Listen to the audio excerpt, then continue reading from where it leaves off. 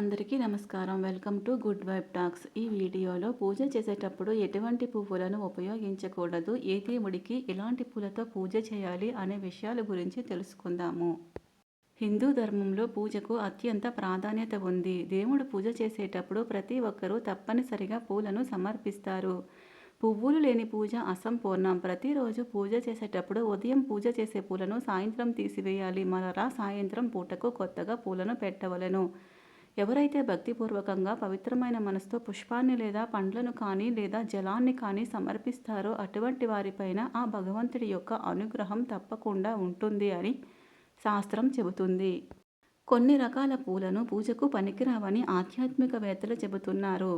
పూజకు పనికిరాని పూలతో పూజ చేయటం వలన ఇంటికి కీడు కలిగిస్తుందట. కాబట్టి ఏ పూలతో పూజ చేయాలి, ఎలాంటి పువ్వులు పూజకు వాడకూడదు అనే విషయాలను ఈ వీడియోలో తెలుసుకుందాము.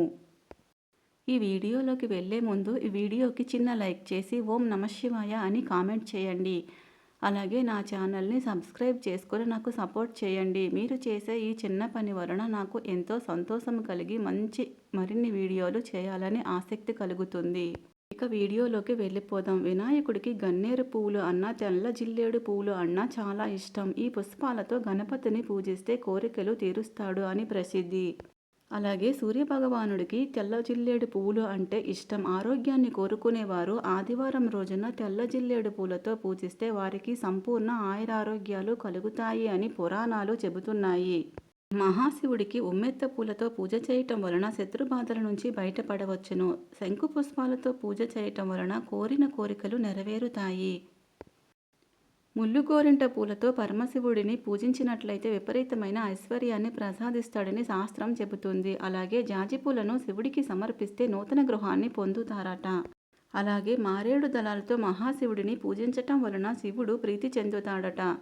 దుర్గాదేవికి మల్లె పువ్వులు, మందారం, కమలా పువ్వులు అంటే ఇష్టం. దుర్గాదేవిని ఈ పూలతో పూజిస్తే మంచి ఫలితం ఉంటుంది. అమ్మవారికి ఎరుపు రంగు పువ్వులు అంటే చాలా ఇష్టం. ఇలా ఈ పూలతో పూజించటం వలన అమ్మవారు సంతోషించి ఐశ్వర్యాన్ని ఇస్తుంది. లక్ష్మీదేవికి కమలా పూలు అంటే ఇష్టం. కమలా పూలతో లక్ష్మీదేవిని ఆరాధించటం వలన ఐశ్వర్యాలు కలుగుతాయి. ఆర్థిక ఇబ్బందుల నుంచి బయటపడవచ్చును. అలాగే మల్లెపూలతో లక్ష్మీదేవిని ఆరాధన చేయటం వలన కూడా లక్ష్మీదేవి సంతోషించి ఆర్థిక ఇబ్బందుల నుంచి బయటపడవచ్చును. విష్ణుమూర్తికి పారిజాత పూలు అంటే చాలా ఇష్టం. పారిజాత పూలతో విష్ణువును ఆరాధించటం వలన మంచి ఫలితాలు కలిగి సిరి సంపదలు పొందుతారు. అలాగే విష్ణుమూర్తి పూజలో తులసి దళాలను తప్పకుండా ఉపయోగించాలి. తులసి దళాన్ని ప్రతినిత్యం విష్ణు దేవుడికి పూజలో తులసి దళాలను ఉపయోగించడానికి తులసి మొక్కను ప్రతి ఇంట్లో పెంచుకోవాలి. అయితే మనం నిత్యం పూజించే తులసి మొక్క యొక్క తులసి దళాలను విష్ణు పూజకు కోయరాదు.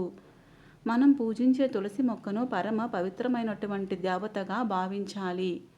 సరస్వతీదేవికి పసుపు రంగు పూలు అంటే చాలా ఇష్టం. సరస్వతీదేవిని ఆరాధించేటప్పుడు మోదుగ పూలతో ఆరాధిస్తే మంచిది. అయితే బంతి పూలను దేవుడి పూజకి వాడకూడదు. బంతి పువ్వులను ఇంట్లో శుభకార్యాలు జరిగినప్పుడు ఇంటిని అందంగా అలంకరించడానికి వాడుకుంటాము. కానీ దేవుడి పూజకు మాత్రం బంతి పూలను వాడకూడదు. ఈ బంతి పూలకి ఎక్కువగా క్రిమికీటకాలు ఆకర్షించబడతాయి. అందువలన మనం వీటిని పూజకు వాడకూడదు. అలాగే మొగలి పువ్వును పూజకు వాడకూడదు. మొగలి పువ్వుకు శివుడు శాపం ఇచ్చాడు కనుక పూజలో ఈ పువ్వును వాడరాదు. మొగలి పువ్వుతో పూజ చేయటం వలన వంశం నాశనం అవుతుంది అని అంటారు. దీనిని తలలో పెట్టుకోవడానికి ఉపయోగిస్తారు కానీ పూజకు వాడరాదు. సరిగ్గా విచ్చుకోని పూలతో దేవుడిని పూజించకూడదు. మొగ్గలతో పూజ చేస్తే పిల్లలకు అనారోగ్య సమస్యలు వస్తాయి.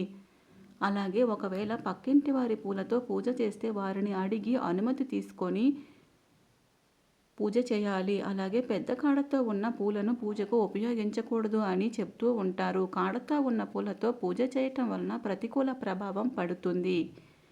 కాడ తుంచిన పూలతో పూజ చేయవలను. చామంతి పూలు లేదా గులాబీ పూల రేకులను తుంచి పూజకు వాడుతారు. అలా తుంచిన రేకులతో పూజ చేయకూడదు. కొన్ని పువ్వులు సగం రెక్కలు ఉండి మిగతా సగం రెక్కలు రాలి ఊడిపోతాయి. అలాంటి పువ్వులను పూజలో ఉపయోగించరాదు. శివుడికి ఎరుపు రంగు పుష్పాలను సమర్పించరాదు. అలా చేస్తే మీరు చేసిన పూజకు ఫలితం లభించదు. పూజకు వాడే పుష్పాలను నీటితో కడగరాదు. వాసన చూసిన పువ్వులను పూజకు వాడకూడదు. పూజకు వాడే పువ్వులు క్రింద పడితే తిరిగి మరలా వాటిని పూజకు వాడకూడదు. దేవుడి పూజలో విడిపూల కన్నా మాల కట్టిన పువ్వులతో పూజ చేస్తే ఎక్కువ ఫలితం ఉంటుంది.